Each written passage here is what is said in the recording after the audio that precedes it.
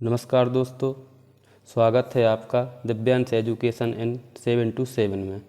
दोस्तों, आज हम सीडीपी के 10 ऐसे प्रश्न करने वाले हैं जो पूर्व में वर्ग 1, 2 और वर्ग 3 में पूछे जा चुके हैं एवं अन्य राज्यों के एग्ज़ाम में भी पूछे जा चुके हैं एवं यह प्रश्न हमेशा एग्ज़ामों में आते रहते हैं, रिपीट होते रहते हैं। लेकिन शायद ही यह प्रश्न आपने कहीं देखे हों, क्योंकि जिसने बहुत गहन अध्ययन किया है, सभी स्टेटों के एग्ज़ाम को एनालिसिस किया है, वही इन प्रश्नों को कर सकता है। दोस्तों, अगर आप पहली बार यूट्यूब चैनल पर आए हैं तो चैनल को सब्सक्राइब करें एवं कमेंट बॉक्स में कमेंट ज़रूर करें, जिससे हम आगे के वीडियो इसी प्रकार की वीडियो बनाते रहें। चलिए दोस्तों, स्टार्ट करते हैं प्रश्नों को। फर्स्ट क्वेश्चन है, एक बच्चा पढ़ता कम है तथा खेलता ज़्यादा है, तो उसकी माँ कहती है कि तुम 20 मिनट पढ़ोगे तो तुम्हें 15 मिनट खेलने देंगे। यह सिद्धांत कौन सा है? ऑप्शन ए फेसबोयल सिद्धांत, ऑप्शन बी प्रीमैक्स सिद्धांत, option C looking glass theory और ऑप्शन डी एकल प्रयास सिद्धांत।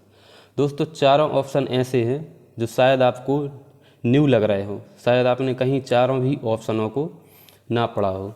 तो दोस्तों, इसका जो सही आंसर है प्रीमैक्स सिद्धांत। अब आप सोच रहे होंगे कि यह प्रीमैक्स सिद्धांत क्या है। दोस्तों, जो प्रीमैक्स सिद्धांत है, यह एक ऐसा सिद्धांत है जिसमें बच्चे को मान के चलो किसी चीज़ में उसकी रुचि है बच्चे की, और वो उसमें अधिक ध्यान दे रहा है, खेलने पे अधिक ध्यान दे रहा है, खेलने पे अधिक ध्यान देता है, पढ़ने पे ध्यान देता नहीं है। तो उसकी माँ या दादी या उसके पेरेंट्स हैं, वो क्या करते हैं कि उनको बोलते हैं कि अगर आप 20 मिनट पढ़ोगे तो तुम्हें 15 मिनट खेलने को मिल जाएगा। मतलब उसका जो खेलने का जो रुचि है उसको पढ़ने में वो बदलना चाहते हैं। इसी सिद्धांत को प्रीमैक्स सिद्धांत कहा जाता है। दोस्तों, यह प्रीमैक्स सिद्धांत डेविड प्रीमैक ने दिया है, जो कि यूएसए के थे और यह व्यवहारवादी थे। इन्होंने एक यंग बच्चे पर इसका प्रयोग किया था, और यह जो है सिद्धांत जो स्किनर का पुनर्बलन सिद्धांत है दोस्तों, उसी का एक भाग है। इसमें पुनर्बलन का उपयोग बच्चों को उनके अनुसार किया जाता है। इसमें एक प्रकार के यह भी पुनर्बलन ही है। देखते हैं अगला क्वेश्चन। दोस्तों, इस सिद्धांत को है जो ग्रैंडमा और ग्रैंड दा का सिद्धांत भी कहा जाता है, क्योंकि जो हमारी जो दादी हैं वो इसी प्रकार का अपने साथ प्रयोग करती हैं कि तुम इतना खेलोगे तो हम तुम्हें इतना पढ़ाएंगे। अगला क्वेश्चन देखते हैं। अगला क्वेश्चन है, 3 पर्वत समस्या का प्रयोग किसने किया था? Option A Rousseau, option B Thorndike, option C Jean पियाजे और ऑप्शन डी गुथरी। 3 पर्वत समस्या का प्रयोग है जो दोस्तों, वो है जीन पियाजे ने किया था। इन्होंने जो पूर्व संक्रियात्मक अवस्था होती है, उनकी सेकंड स्टेज होती है, जो कि 2 से लेके 7 वर्ष तक की होती है, उन्होंने उस स्टेज में इन्होंने 3 पर्वत समस्या का प्रयोग किया था। इसका प्रयोग बच्चों को ईगोसेंट्रिज्म के लिए किया था, जो उनका अहम केंद्रवाद रहता है, उसको समझाने के लिए इन्होंने 3 पर्वत समस्या का प्रयोग किया था। इन्होंने 3 पर्वत लिए और उसमें एक सामने एक व्यक्ति को बिठा दिया। अब उसमें इन्होंने क्या प्रयोग किया कि जो बच्चा जो देखता है उन पर्वतों को, वो सोचता है कि ऐसे ही सामने वाला देख रहा है, जैसा मैं देख रहा हूँ ऐसे ही सामने वाला देख रहा है।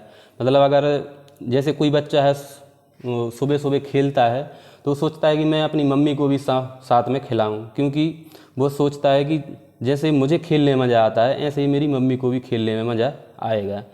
इस प्रकार उन्होंने अहम केंद्रवाद को 3 पर्वत समस्या के प्रयोग से समझाने का प्रयत्न किया।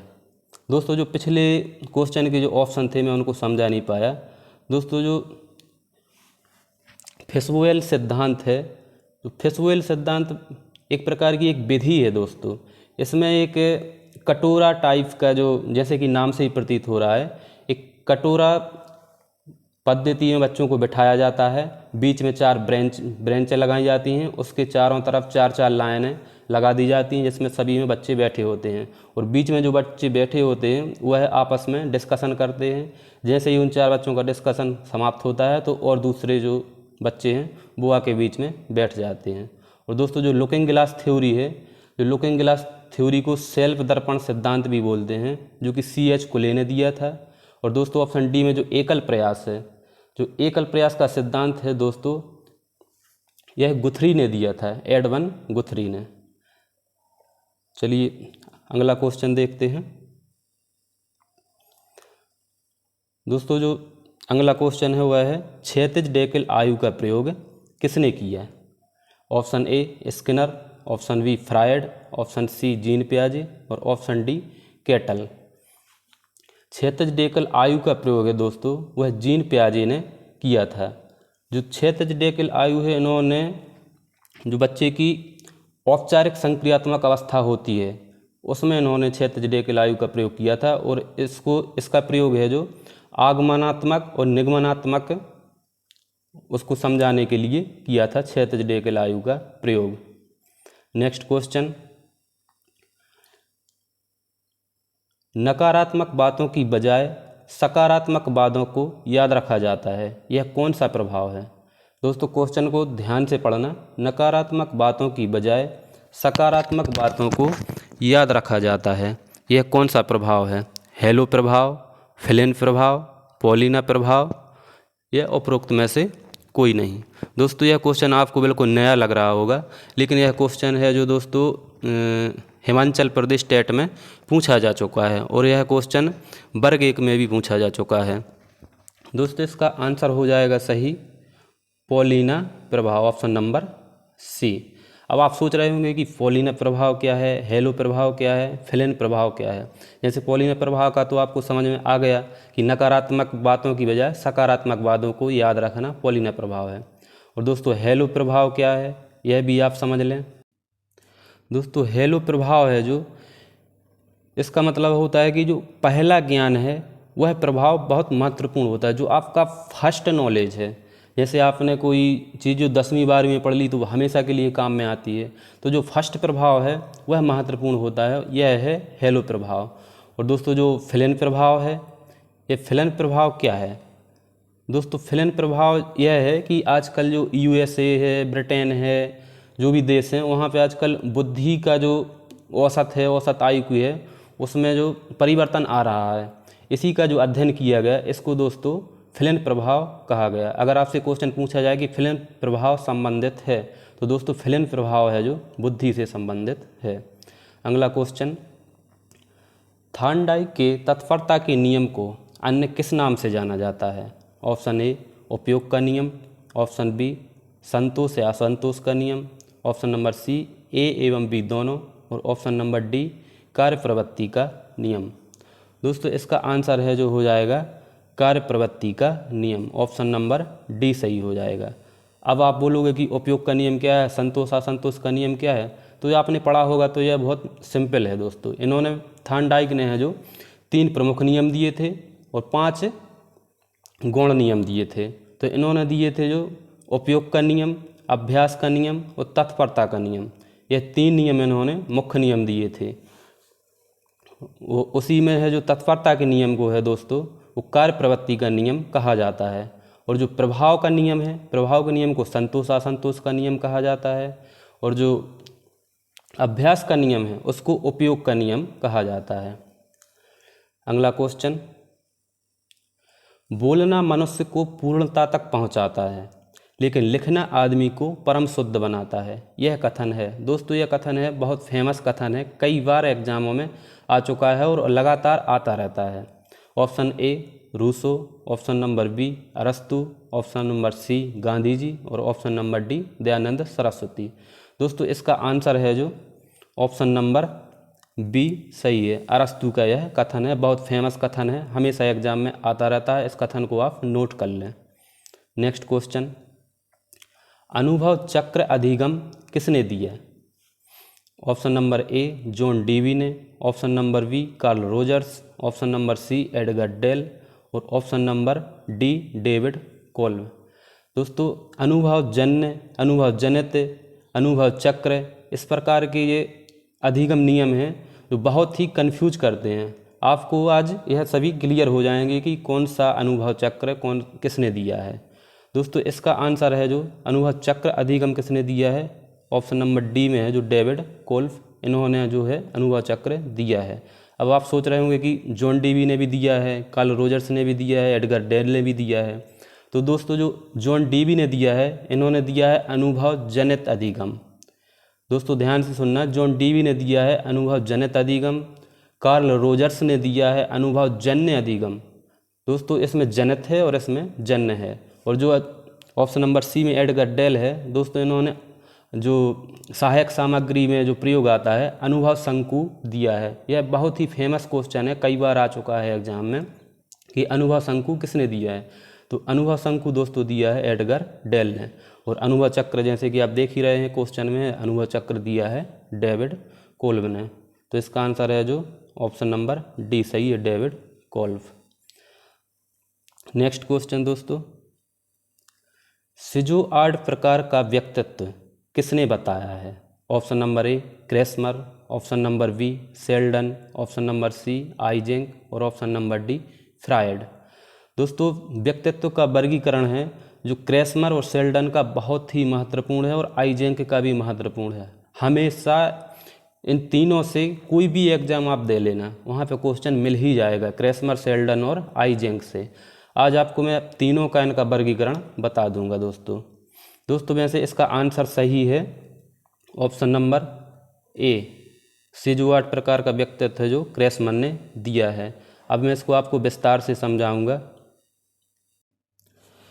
दोस्तों क्रेस्मर ने है जो 4 प्रकार का व्यक्तित्व बताया है, पिकनिक, एथलेटिक और एस्थेनिक और मिश्रित। वैसे तो इनके 3 प्रमुख प्रकार हैं, लेकिन है जो मिश्रित प्रकार भी इन्होंने बाद में बताया था। तो इनके जो पिकनिक है, पिकनिक को गोलकाय या साइक्लोइड भी कहा जाता है। और जो दूसरा नंबर है एथलेटिक, एथलेटिक को पुष्टकाय एवं सुडोलकाय भी कहा जाता है। और जो तीसरा है इनका एस्थेनिक, एस्थेनिक को कृस्काय या लंबकाय या सिजोआर्ड भी कहा जाता है। जो इसमें क्वेश्चन में दिया है सिजोआर्ड, ये इसको क्या है दोस्तों लंबकाय भी कहा जाता है। और चौथा है जो मिश्रित है जिसको डाइप्लास्टिक या अप्लास्टिक कहा जाता है दोस्तों। और दोस्तों जो सेल्डन ने वर्गीकरण दिया है, इन्होंने 3 प्रकार का दिया है, गोलाकार, सुडोलकाय और लंबकाय, 3 प्रकार का दिया है। इनके गोलाकाय को दोस्तों एंडोमार्फिक, सुडोलकाय को मीसोमार्फिक और लंबकाय को एक्टोमार्फिक कहा जाता है। और जो आइजेंक ने दिया है, इन्होंने अंतर्मुखी और बहिर्मुखी के आधार पर व्यक्तित्व का वर्गीकरण किया है। अगला क्वेश्चन, जीन पियाजे ने पेंडुलम का प्रयोग किस अवस्था में किया है? पूर्व संक्रियात्मक अवस्था में, संवेदीगामक अवस्था में और मूर्त संक्रियात्मक अवस्था में और औपचारिक संक्रियात्मक अवस्था में। दोस्तों इसका जो आंसर है ऑप्शन नंबर डी सही हो जाएगा, औपचारिक संक्रियात्मक अवस्था में। जीन पियाजे ने जो बाल विकास को है 3 भागों में बांटा है। जो पहली अवस्था होती है संवेदीगामक अवस्था होती है, जो कि 0 से लेकर 2 वर्ष तक होती है। दूसरी अवस्था होती है पूर्व संक्रियात्मक अवस्था, जो कि 2 से लेकर 7 वर्ष तक होती है। और तीसरी अवस्था होती है मूर्त संक्रियात्मक अवस्था, जो कि 7 से लेकर 11 या 12 वर्ष तक होती है। और जो चौथी अवस्था होती है दोस्तों 12 वर्ष के बाद की अवस्था होती है, जो कि औपचारिक संक्रियात्मक अवस्था है। इसी अवस्था में इन्होंने पेंडुलम का प्रयोग बच्चों के आगमनात्मक तर्क को समझाने के लिए किया था। अगला क्वेश्चन दोस्तों, अगला क्वेश्चन है, प्रारंभिक स्तर पर योजना बनाते समय एवं बच्चों को कक्षा में प्रवेश देते समय औपचारिक या अनौपचारिक पूछताछ की जाती है, वह मूल्यांकन है। दोस्तों क्वेश्चन को ध्यान से समझना। प्रारंभिक स्तर पर योजना बनाते समय एवं बच्चों को कक्षा में प्रवेश देते समय जो औपचारिक या अनौपचारिक पूछताछ की जाती है वह मूल्यांकन है। ऑप्शन ए निर्माणात्मक मूल्यांकन, ऑप्शन बी योगात्मक, ऑप्शन नंबर सी मानदंड आधारित मूल्यांकन और ऑप्शन नंबर डी नियोजनात्मक मूल्यांकन। दोस्तों इसमें जो चारों ऑप्शन दिए हैं, चारों ही मूल्यांकन बार बार एग्जाम में रिपीट होते रहते हैं। दोस्तों आप कोई भी एग्जाम उठा के देख लेना, निर्माणात्मक मूल्यांकन, योगात्मक, मानदंड आधारित और नियोजनात्मक मूल्यांकन से क्वेश्चन मिलेंगे ही। तो दोस्तों इसका जो आंसर है ऑप्शन नंबर डी सही हो जाएगा, नियोजनात्मक मूल्यांकन।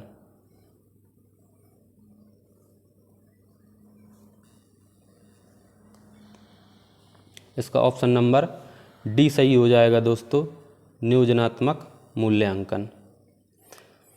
जो निर्माणात्मक मूल्यांकन है दोस्तों, यह सतत विकास पर आधारित होता है। बच्चों की सतत निगरानी की जाती है और जो योगात्मक मूल्यांकन है ये परीक्षा के अंत में होता है, जैसे 6 माही परीक्षा होगी, वार्षिक परीक्षा हो गई। और जो मानदंड आधारित मूल्यांकन है दोस्तों, इसमें कोई क्राइटेरिया पहले से निर्धारित कर दिया जाता है और उसके आधार पर मूल्यांकन किया जाता है। जैसे कि आप कोई फिजिकल टेस्ट दे रहे हैं और उसमें पहले से मानदंड निर्धारित होते हैं कि आपको इतनी हाइट लगेगी, इतना सीना लगेगा।